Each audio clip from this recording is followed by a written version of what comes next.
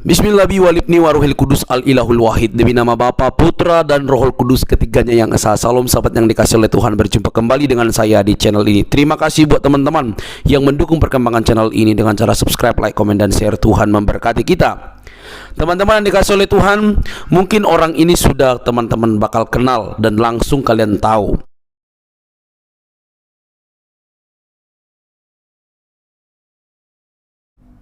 Ada nggak hadisnya yang menyatakan Muhammad ketika naik haji bersetubuh dengan sesuatu yang berkaki empat? Terus boleh nggak bersetubuh dengan mayat? Bersetubuh dengan mayat. Mayat ada. Kak dikit Jos. Masa Shelfie aja sih bayi kok lahirnya 4 tahun dalam kandungan, nggak mungkin. Terus dia balik lagi ke Zoom. Iya, aku sudah tanya sama ustadku Imam Syafi'i, itu juga lahirnya 4 tahun setelah dalam kandungan ibunya. Ngapain Yun Imam Syafi'i lahirnya 4 tahun? Kata ustadku dia menghafalkan Quran di dalam kandungan. Lu percaya Yun? Barang siapa yang menggauli binatang maka tidak dikenakan.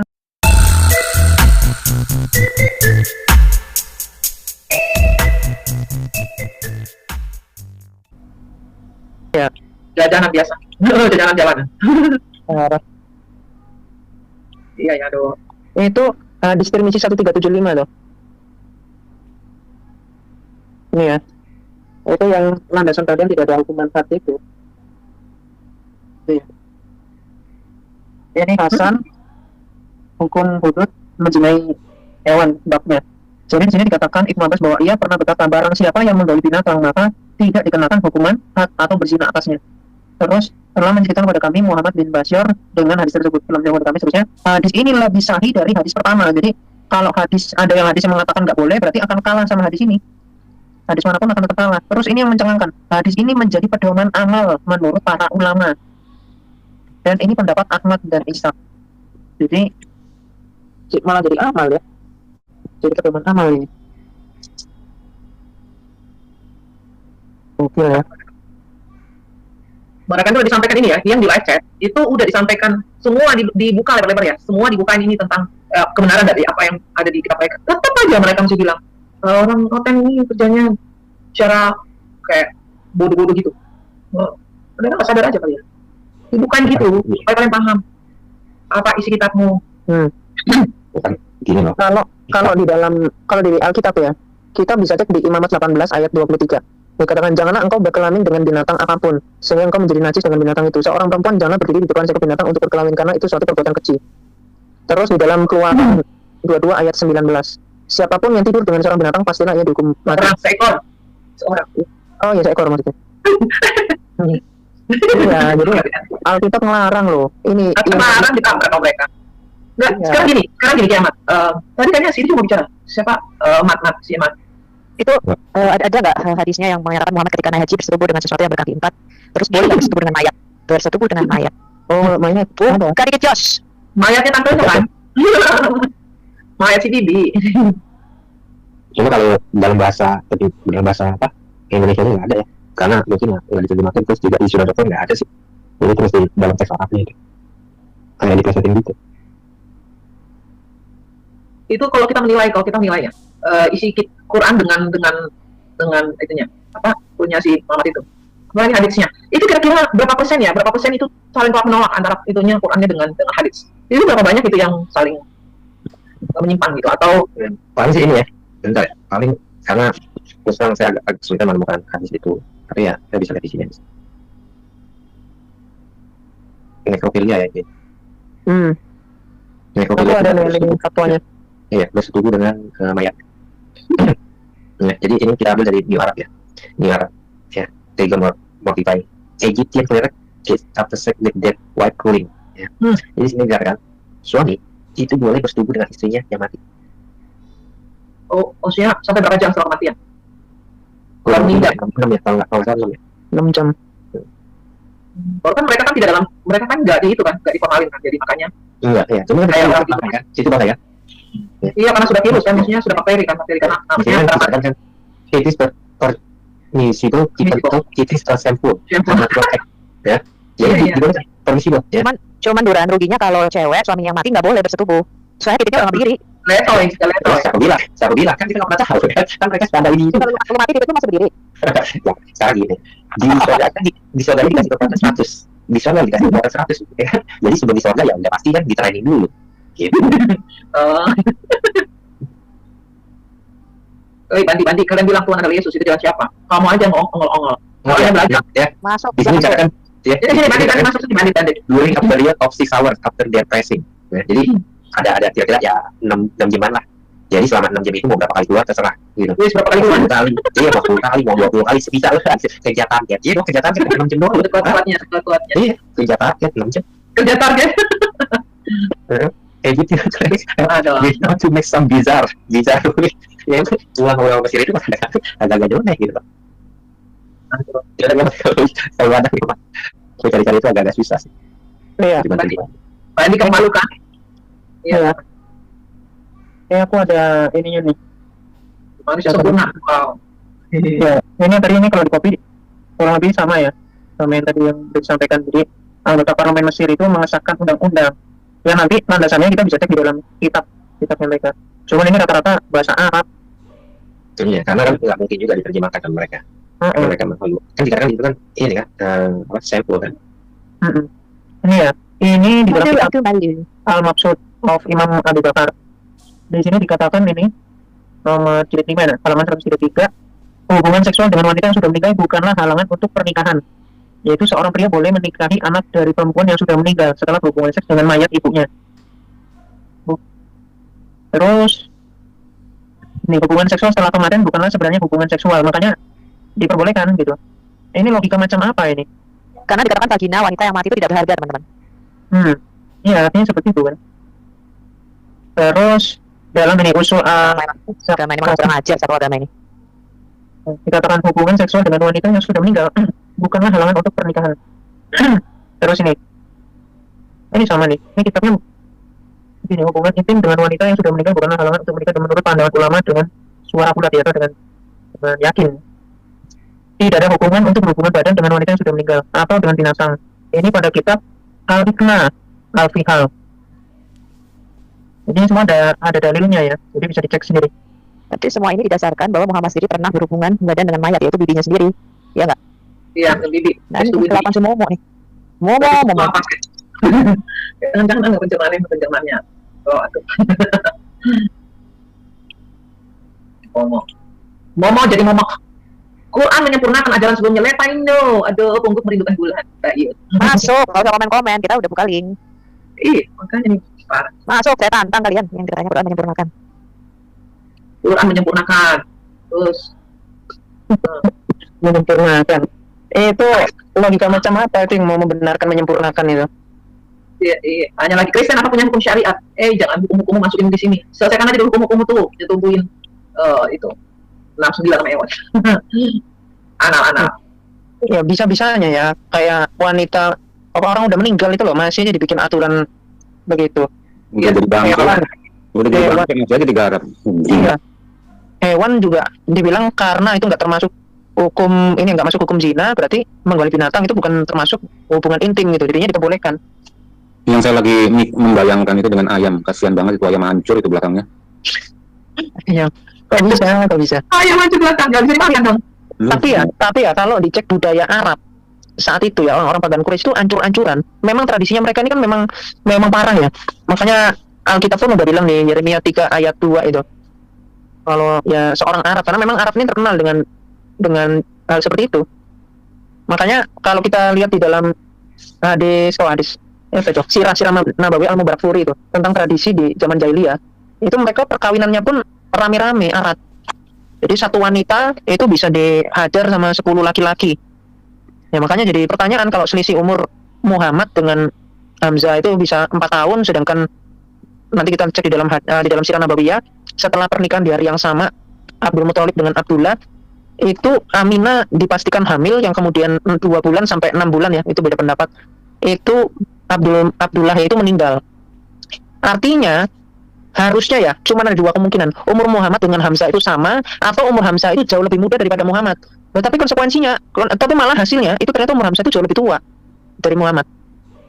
Nah makanya jadi ini nih, jadi kesimpulan yang pahit Muhammad ini anak siapa. Karena kalau kita lihat orang tuanya Muhammad sendiri ya, itu kan bukan Hanif ya. Kita udah sering membuktikan itu. Jadi kira-kira dengan tradisi perkawinan apa yang kira-kira bisa menjawab itu, misteri itu? Nah ini nih hadisnya nih tentang itu ya, tentang perkawinan pada saat itu jahiliyah, pada saat masa-masa itu ya, masa-masa orang tuanya Bagira. Sahih Bukhari 4732. Kelihatan nggak? Kelihatan nih. Kelihatan. Ya, kitabnya kitab nikah, babnya pendapat yang mengatakan tidak ada nikah kecuali dengan wali. Hadis Sahih Bukhari 4723. Jadi kita tahu ya latar belakangnya sebelum Islam datang itu perkawinannya seperti apa sih kita. Ya, langsung aja ya. Dari Aisyah, istri Nabi telah mengabarkan kepadanya bahwa sesungguhnya pada masa jahiliyah ada empat macam bentuk pernikahan. Pertama adalah pernikahan sebagaimana dilakukan para orang pada saat sekarang ini, yaitu seorang laki-laki meminang kepada wali sang wanita, kemudian memberikannya mahar lalu menikahinya. Bentuk kedua yaitu seorang suami berkata kepada istrinya pada saat suci, temuilah si fulan dan bergaulah dengannya. Sementara sang suami menjauhinya sementara waktu hingga benar-benar dia positif hamil dari hasil persetubuhannya dengan laki-laki itu, dan jika dinyatakan positif setelah positif barulah sang suami tadi menggauli istrinya bila dia suka. Ya. Ia melakukan hal itu hanya untuk mendapatkan keturunan yang baik. Istilah ini adalah istilah nikah istibla. Kemudian bentuk ketiga, sekelompok orang menggauli seorang wanita. Ini sering disonding oleh Christian Priest ya. Christian Priest sering bilang. Kemudian bentuk ketiga, sekelompok orang menggauli seorang wanita, dan jika ternyata wanita itu hamil dan melahirkan, maka setelah masa bersalinnya telah berlalu beberapa hari, wanita itu pun mengirim surat kepada kelompok laki-laki tadi dan tidak seorang pun yang boleh menolak, hingga mereka pun berkumpul di tempat sang wanita itu. Lalu wanita itu pun berkata, kalian telah tahu apa urusan kalian juga dan aku telah melahirnya, maka anak itu adalah anakku, wahai bulan. Jadi kalau ya bentuk ketiga ini ya, Salome ya, kayak gitu. Nah, setelah hamil setelah melahirkan, dikirim satu surat nih, dikirim surat ditunjuk siapa yang jadi bapaknya, dan orang yang ditunjuk ini tidak boleh nolak. Ya. Kemudian berempat orang banyak, ini yang sangat nggak enak. Kemudian berempat orang banyak berkumpul lalu menggauli sama dong kurang lebih ya. Oh kalau tadi 10 orang ya? Itu pelacur itu yang kamu Ya. itu pelacur ya. di depan rumahnya dikasih bendera. Yang ketiga itu kurang dari 10 ya. Kalau yang ketiga kurang dari 10. Kalau yang keempat ini lebih banyak dari 10. Banyak mengabar ini ada hasil Salome teman-teman. Anda perlu tahu itu. Yang mereka nggak tahu orang siapa. Kemudian bentuk keempat orang banyak berkumpul lalu menggauli seorang wanita dan seorang pun yang dapat menolak bagi orang yang telah menggauli suami. Nah, kita nggak tahu nih perkawinan mana nih? Antara Abdullah dan si Aminah kita tahu perkawinan mana, benar ya? Apakah yang pertama, kedua, ketiga, keempat gitu. Nah sekarang kita nanti kiamat lihat di soalnya adanya di kitabnya Ibnu Sa'ad yang gue terus terang nggak ada. Tapi kita bisa lihat di sini sih. Kita ini sebentar. Yang apa itu bang maunya? Oh, 4 atau 2 tahun. Oh 4 tahun ada kitabnya. Itu adanya di Ibnu Sa'ad. Ini yang 57 kitab Al-Mughazi Al-Waqidi itu ada Oh, gini. halaman 57. Nih ya, saya tunjukin. Nih kitabnya nih, The Life of Muhammad Al-Waqidi, kitab Al-Mughazi. Dan 57.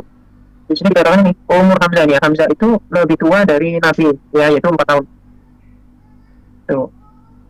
Dan kalau mau ini ya, pernikahan pada hari yang sama, ini kita bisa cek di sini bentar. Ini mereka sampai Kemenak pun mengatakan demikian. Bentar. Nah nih, 1, 2, sama satunya literatur. Nih ya. Jadi yang pertama, ini landasannya dari BDK Bandung Kementerian Agama RI. Ini dia mengatakan kalau Abdullah dan Abdul Muthalib, Abdullah nikahnya dengan Aminah, Abdul Muthalib pun menikahi sepupunya yang bernama Hala. Jadi pada hari yang sama. Nah terus di sini di dalam buku bentar. Judul bukunya Nasihat Langit Penentram Jiwa, buku meneladani Rasulullah. Ya. Ini halamannya halaman 25 nih bukunya. Kita bisa cek di Google Book aja. Atau ketik aja Abdul Muthalib dan Abdullah menikah di hari yang sama. Di sini diceritakan ya. Ibnu Abbas melanjutkan pada malam itu setiap hewan bergerak. Oh ya ini. Tetapi Syekh Al-Arif Waliullah Taqiyuddin Al-Husaini ini memiliki kisah berbeda. Aminah berada di tempat pamannya Wahib. Kemudian Abdul Muthalib membawa anaknya yaitu Abdullah ya kepada Wahib dan menikahinya dengan Aminah. Kemudian di tempat itu pula Abdul Muthalib melamar Hala binti Wahib dan dia pun menikahinya. Jadi Abdul Muthalib dan anaknya Abdullah menikah pada satu malam yang sama. Dalam kitab Syaraf Mustafa disebutkan bahwa Halah adalah ibunya Hamzah. Nah, itu ya. Dari sini. Sudah. Nah, kita lihat di artikelnya aja ya. Sebentar. Kita baca di sini kurang lebih sama ya. Tapi kan kalau orang sering kiamat modal PDF gitu. Ada sama kita lihat. Karena kitab itu saat kabar-kabar kuda itu saya nggak pegang. Jadi ya bolehlah referensi artikel gitu gini. Kurang lebih sama, bukan kurang lebih, emang sama persis ya, kiamat ya. Jadi ini dari Republika ya. Jadi buat yang nonton nih, perhatikan baik-baik dengan benar. Jadi karena saya ada dua artikel. Ya, artikel pertama kan Republika, judulnya pernikahan Abdullah dan Aminah hingga lahirnya. Ya, Abdullah meninggal dunia. Di sini dikatakan ketika itu umur Abdullah anaknya sudah 24 tahun dan sudah tiba masa dikawinkan untuk membina rumah tangga dan melahirkan keturunan. Ketika itu pilihan Abdul Muthalib jatuh pada Aminah bin Wahab bin Abdul Manaf bin Zuhra yang merupakan pemimpin suku Jumat ketika itu yang sesuai usianya dan memiliki kedudukan terhormat. Abdullah dan Aminah merupakan orang tua baginda, maka pergilah aturan itu bla bla bla. Ya. Ini usai Haikal dalam sejarah ya, dalam bukunya sejarah hidup. Usai Haikal mengatakan sebagian penulis sejarah berkata bahwa ia penduduk bla bla. Pada hari pernikahan Abdullah dengan Aminah, Abdul Muthalib juga menikah dengan Aminah. Ingat ya. Pada hari Abdullah dan Aminah menikah, Abdul Muthalib menikah juga. Harinya sama. Kita bilang itu harinya sama. Ini Republika, kita cuma baca ini. Enggak ada framing ya. Enggak ada tambahan, enggak ada kurang. Iya, itu Ya. itu kalau itu kalau mereka mau membantah, oh itu web. Nah, mereka menolak sendiri apa kata Kemenak. Oh, kalau mereka nggak terima apa kata Kemenak, itu tadi udah dikasih buku. Jadi ya, maju kena mundur kena nggak bisa diterbantahkan. ya silakan datang ke kantor Republika itu demo kan. Kalau sih tinggal apa gitu maksudnya. Nah, di sini mengenal dua paman Rasul itu Hamzah itu belum dan Abbas ya. Di sini kita lihat peneliti bidang akidah di Aswaja itu Center PWNU Jawa Timur Ustaz Nurrohman mengatakan dalam kitab Akidatul Awam paman-paman Rasul dari pihak ayat mensisihkan jumlahnya ada yang jumlah 12 dan jumlah 10 dan 9 dengan dua paman Rasul Isa. Pertama ada Hamzah ibnu Abdul Muthalib yang sekarang dengan julukan Sayyidus Syuhada, dia adalah pemimpin ibu. Nah, dia merupakan pembunuhan ini karena mereka sadar beberapa yang didapatkan. Nah di sini ya Ustaz Nur menjelaskan bahwa usia Hamzah lebih tua daripada Rasul dengan selisih 4 tahun. Jadi kita nggak kalah, kawinnya sama, tapi kenapa usianya itu bedanya 4 tahun? Itu yang kita pertanyakan. Kawinnya sama loh. Kawinnya sama. Dari Abdul Muthalib ini lahirlah si Hamzah. Abdul Muthalib dengan Halah lalu lahirlah si Hamzah. Abdullah dan Aminah lahirlah yang berbeda. Perkawinannya sama antara Abdul Muthalib dan Abdullah, antara kakeknya dan ayahnya. Tetapi kenapa usianya bisa beda jauh? 4 tahun. Karena setelah beberapa bulan meninggal sang ayah. Sang Abdullah meninggal. Tapi kenapa ngobrol ini selisihnya 4 tahun? Namun pendapat lain mengatakan selisihnya 2 tahun. Kita taruh 2 tahun. Yang paling dekat. Tuhannya bilang nggak? Kurang kenceng bro. Enggak, gini aja. Sekarang dunia kedokteran zaman dulu sampai sekarang ada nggak yang namanya janin dalam rahim itu bisa 4 tahun? Logika berpikirnya di situ aja. Sekarang Yesus Kristus saja itu 9 bulan 10 hari loh udah dihitung. Ikan paus saja 3 tahun. Makanya Muhammad ketika lahir, iya gaji 2 tahun. Enggak, makanya Muhammad ketika lahir itu langsung nyanyi bro. Bintang kecil di langit yang tinggi, amat banyak menghias angkasa. Saya begitu lahir langsung TKA. Iya, kalau tadi dibilang perkawinan sama, berarti kan ada kurun waktu selama 4 tahun, ya. Ada perbuatan maksiat ini sebenarnya, berbau bukan ikan nuduh loh ya. Artinya sangat tidak mungkin ada 4 tahun janin dalam ini, ya kan? Karena bagaimana yang, karena kan kalau di kisahnya kan memang beberapa bulan setelah menikah Abdullah itu bapaknya itu meninggal gitu. Yang jadi pertanyaan kan gini, kalau bapaknya meninggal, taruhlah ya, misalkan sudah menabur benih gitu. Kalau sudah menabur benih, berarti kan seharusnya usianya itu nggak beda jauh, benar nggak sih? iya, bisa beda 4 bulan, 3 bulan itu wajar lah ya. Mungkin seperti itu ya wajar lah. Seharusnya mungkin ya lebih ya cuma sisinya 6 bulan lah ya, mungkin seharusnya. Jadi kenapa bisa 4 tahun, bahkan saya nggak tahu juga ya, bisa 2 tahun dan 4 tahun, itu yang bikin bingung sih. Itu bayi jin 4 tahun bisa. Berarti ini sih menurut dunia kedokteran ya, menurut akal sehat ya, bukannya mengada-ngada. Berarti setelah meninggal bapak ada hampir 99% kemungkinan playing with another man, kan gitu, ya kan? Ya kita nggak tahu gitu loh. Kalau plannya 4 tahun nggak mungkin lah. Emang ada sejarahnya manusia di dalam kandungan 9 bulan. Makanya begitu lahir namanya si Katem, Arya Susumasi. Tapi enggak sih, ada sebentar. Ya udah lanjut dulu, saya lagi cari hadisnya. Ada yang salah satu sahabat tuh lahirnya tuh lebih dari berapa tahun di dalam kandungan. Masa kan si Yuni lo ngerti nggak si Yuni seret. Dasar Shelfie aja sih bayi padahal 4 tahun. Nggak mungkin. Terus dia balik lagi ke Zoom. Iya, aku sudah tanya sama ustadku Imam Syafi'i itu juga lahirnya 4 tahun setelah dalam kandungan ibunya. Ngapain Yun? Imam Syafi'i lahirnya 4 tahun. Kata ustadku dia menghafalkan Quran di dalam kandungan. Lu percaya lu? Ya, dasar goblok gue bilang. Pulangnya aja katanya belak, ada LC dia bilang, pulangnya di belak lagi cuma 4 tahun sih kata. Itu ngafalin Quran apa ngintipin pesawat Falcon maju mundur kali ngintip. Makanya jadi seks maniak, jadi ngisi tuan mamot itu. Iya, lebih parah, ada yang komen di YouTubeku. Kan Maryam kan saudara perempuan Harun, anaknya si Imran. Dia mengatakan bahwa Maryam itu mengandungi 1500 tahun, itu nggak ada yang mustahil katanya bagi Allah. Nah, makanya si Isa ini begitu keluar langsung ini dia bisa membaca dan menulis dan mendapatkan kitab. Halu beneran. Jadi malu dari si Mama turun sampai kumat. Dari Mama ke kumat sebelum halu. Lebih lama si Isa rendam air ketubannya.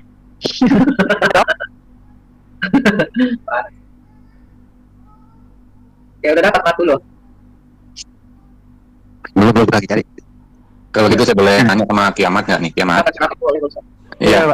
Jadi kalau tadi penjelasannya mengenai hukum Musa, hukum Taurat kan 10, ada 10 hukum Taurat. Kalau diperbandingkan dengan ini ajarannya Muslim Islam ini, kan semua 100% bertolak belakang ya. Apakah mungkin pada saat itu, ini Muhammad pastinya tahulah hukum Taurat juga dari Waraqah bin Naufal kan. Apakah dia membuat satu tandingan, makanya ini dia lawan semua, mulai dari hukum pertama sampai ke 10. Kalau kita mencoba menyelami ya, jalan pikirannya si Muhammad ini. Bentar Bro Kiamat, sebelum dijawab, ini saya mau share sesuatu nih tentang terkait itu ya. Iya. Hukum Taurat tadi. Nah, ini kelihatan ya, dari screen ya? Iya. Ya, Al-Quran abadikan 10 perintah ajaran Nabi Muhammad, ajaran Nabi Musa dalam Taurat. Ya, 10 perintah. Ada sebenarnya ayatnya, jadi di copy paste di sini. Di surat 6 ayat 151, 153. Ya, isinya tuh hampir sama gitu. Makanya pertanyaannya surat Al-An'am ayat 151-3 ini apakah benar surat dari wahyu dari Allah? Nah, di sini kan kalau lihat di isinya hampir sama ya. Katakanlah dalam kurung mari aku bacakan apa yang diharapkan Tuhan padamu dan seterusnya. Isinya hampir sama. Terus kalau kita search di Al-An'am ya. Nah, ini dia kan isinya sama sebenarnya tuh.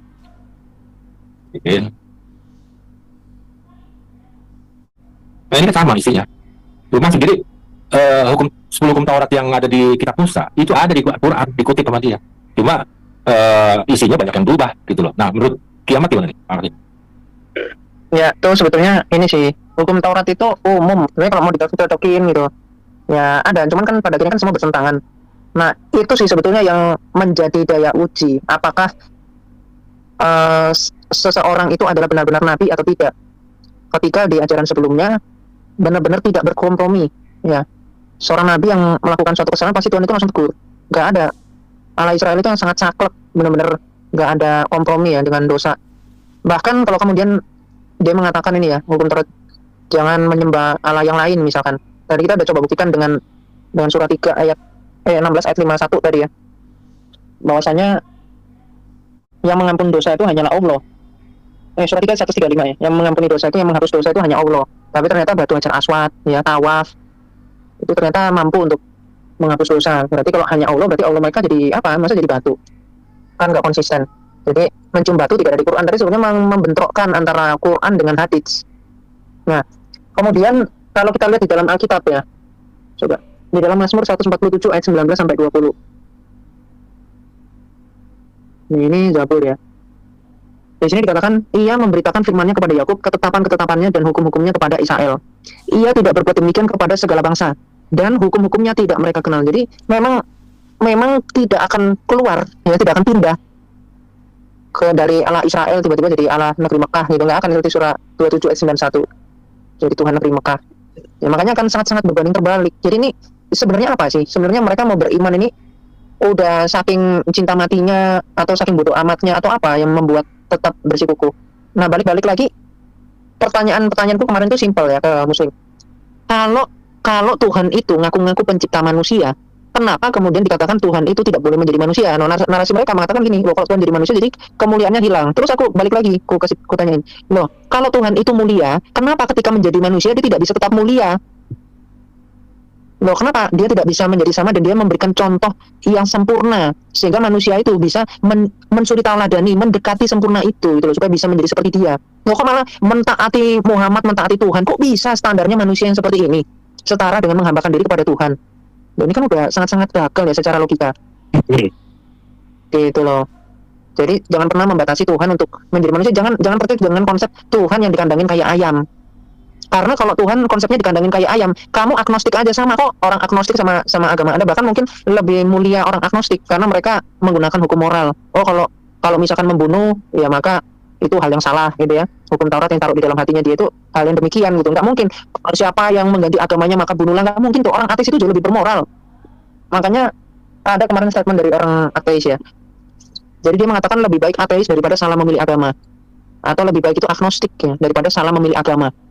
Jadi kalau udah salah milih agama itu bodohnya itu double. Gitu. Oke, silakan Pak. Oh iya bentar gue masih nggak tahunya bukan hadis, itu tafsir 2 tahun ya. Nggak bisa ya. Ibnu Katsir ya. Coba share di sini. Coba share. Di chat. Harus pakai VPN kali itu, bro. Coba Ibnu Katsir online surah berapa? Gimana? 8. Iya, Surah 8. Arat ayat 8 sampai 9 Arat. Oke. ya, silakan. Itu tuh. Allah mengetahui apa yang dikandung oleh setiap perempuan dan kandungan rahim. Surah kecil. Dan kandungan rahim yang kurang sempurna dan yang bertambah. Dan segala sesuatu pada sisinya ada kurangnya. Dia mengetahui semua yang gaib dan yang nampak, yang maha besar lagi maha tinggi. Allah SWT yang menyebutkan tentang ilmunya yang maha sempurna. Bahwa tidak sesuatu pun yang sama baginya dan pengetahuannya meliputi apa yang berada dalam kandungan semua wanita. Apa sih maksudnya? Pengetahuannya meliputi apa yang berada dalam kandungan semua wanita. Perihalnya sama dengan pengertian yang terdapat dalam firman. Keluar ke bawahin.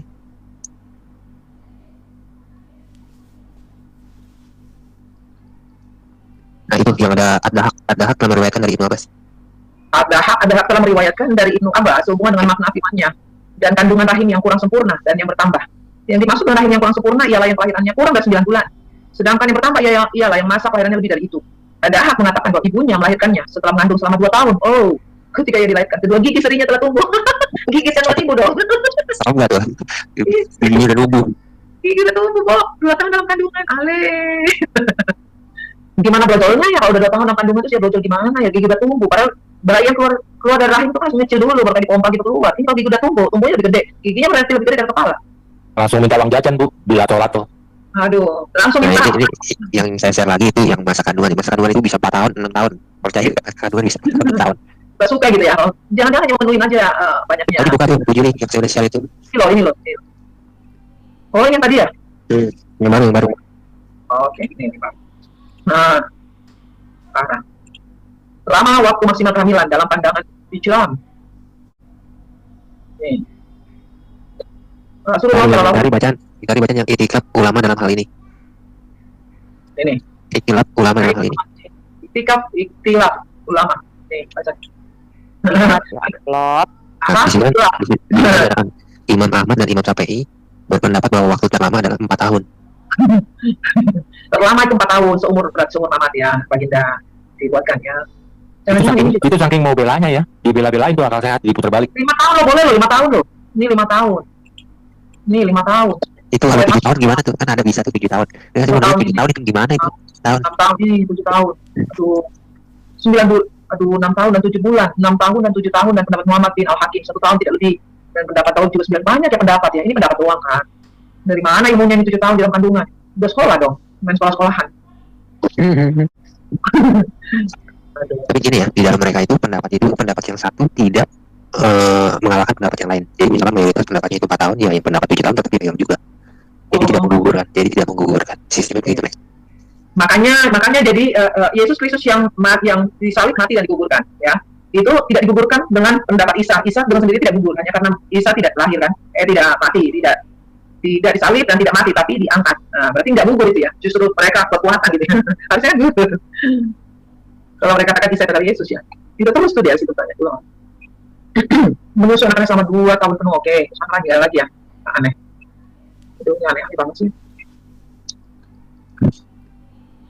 Ya jadi kalau Bu Sofi bilang tadi Bu Yuni yang punya Imam Syafi'i itu 4 tahun ya begitu lah, karena dia dapatnya 4 tahun mau mengandung itu. Sekarang 7 tahun. Ya Yuni, pantasan mereka tuh semua oke karena ternyata nggak ada saling gitu ya, gugurkan apa pokoknya pasti saling nikah. Toleransinya tinggi banget gitu. Tinggi toleransi. Iya, teman-teman masih ada yang mau disampaikan? Bukan toleransi, gobloknya. Oh, gitu. 7 tahun ke 12 tahun, goblok. Iya. Kan bisa saja semua terjadi, Bu. Mereka apa sih nggak bisa? Bisa aja. Jadi, oh iya, itu kan keajaiban. Buat mereka tuh keajaiban. Menyalahi Ya, alam. Samson aja lahir kan 10 tahun, Sofi. Nggak usah begitu urusan Sofi. Samson kan Binyamin. Binyamin itu Samson kan 10 tahun lahir. Ya itu kan berawi. Jadi Masa bukan 10 tahun baru lahir. Ya, ketawa aja ntar Bu Sofi ya kan mengandungnya 12 tahun, kan kita nggak tahu. oke. Itu Ya. apa maknya nggak pecah itu kalau 9 bulan aja udah sebesar itu, Ih, dikasih makan terus. Wah, sebesar apa? 2 tahun aja udah tumbuh gigi. Ya kan, tahun Iya. kita udah sekolah, udah pakai sepatu berarti Om. Mau nggak dengan sekolah masuk lagi? Kalau Iya, udah gigi seri, nunggu gigi berapa udah nunggu ya? Tetap pakai gigit dong. Tadi mamanya digigit-gigit lagi. Kalau Itu empat, udah kalau tembus 4 tahun, jantung gitu. enggak, kalau 4 tahun, kalau 4 tahun belum 4 tahun. Itu zaman dulu ada operasi sesar nggak ya? Ya, Ada kalau- loh, zaman dulu sudah ada. Saya sudah ada. Ada. Itu jadi ada apa lagi namanya? Drone aja udah ada zaman dulu. Iya apa ya? Ya, pasti nggak. Iya. Tapi kan kalau di sesar kan harus itu dulu, harus disuntik dulu, harus dibius dulu. Kan Ada, sekarang drone aja udah ada.